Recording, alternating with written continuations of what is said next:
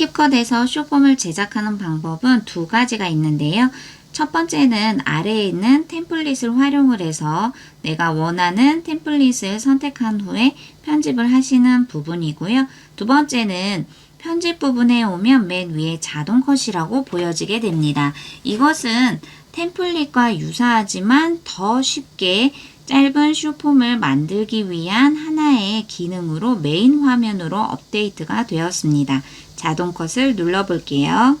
그러면 내 앨범의 동영상과 사진 부분에서 내가 원하는 파일을 선택하면 됩니다. 이렇게 내가 원하는 파일들을 선택하고 다음 이렇게 내가 선택한 파일들을 캡컷의 자동 컷으로 숏폼이 완성이 되었어요. 이것을 내보내기를 하셔도 됩니다. 단 자동 컷으로 숏폼을 제작을 해서 내보내기를 했을 경우에는 위에 있는 캡컷의 로고가 생성이 됩니다. 이렇게 그대로 내보내기를 해도 되지만 나만의 스타일로 장르를 바꿔서 편집할 경우도 있겠죠. 그럴 때는 아래에 있는 장르를 선택해 주면 됩니다.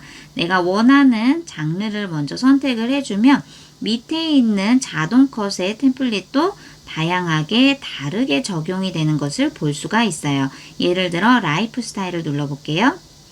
그리고 단비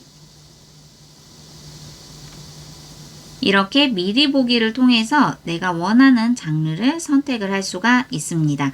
그렇다면 여기에서도 간단한 편집을 할 수가 있어요. 아래에 있는 연필 모양을 눌러주세요. 그렇다면 자동 컷의 유형에 따라서 클립을 편집할 수도 있고 텍스트를 편집을 할 수도 있습니다.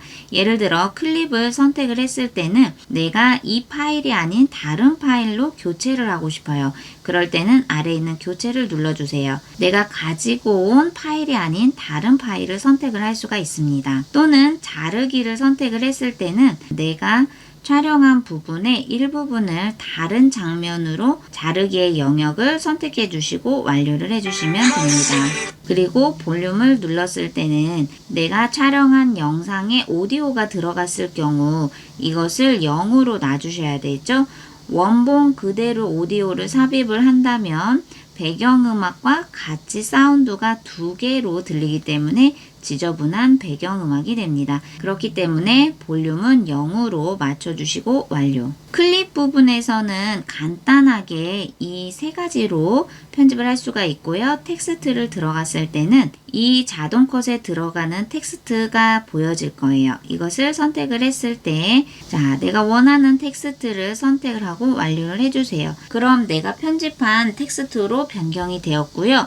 이렇게 해서 간단하게 내보내기를 해도 돼요. 하지만 나는 조금 더 디테일한 편집을 하고 싶다 라고 할 때는 옆에 있는 더 편집하기를 눌러주시면 됩니다. 이때 주의할 점은 더 편집하기를 누르면 캡컷의 메인 편집 공간으로 이동이 되기 때문에 방금 전에 있었던 자동 컷의 유형으로 다시 돌아오기는 어렵습니다. 그러니 자동 컷에서 내가 원하는 장르를 최종적으로 다 선택을 한 후에 디테일한 편집을 하고 싶다라고 할 때 더 편집하기를 눌러주세요. 그럼 캡컷의 메인 편집 공간으로 이동이 되었고 자동 컷으로 보여졌었던 여러 가지 사운드나 화면 효과나 이런 부분들은 그대로 유지할 수도 있고 또는 내가 다시 수정을 하고 싶다라고 한다면 제 채널에 있는 다양한 편집 기능들을 활용을 해서 보시면서 여기에 있는 오디오 또는 텍스트 또는 화면 전환 이런 편집 기능들을 활용을 해서 재편집을 해주시면 되겠죠.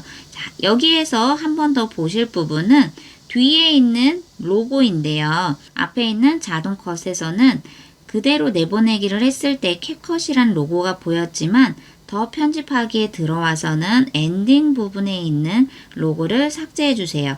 그러면 캡컷의 로고가 사라지게 됩니다. 이렇게 내가 재편집을 했다라고 한다면 위에 있는 내보내기를 눌러서 파일을 저장하시면 됩니다.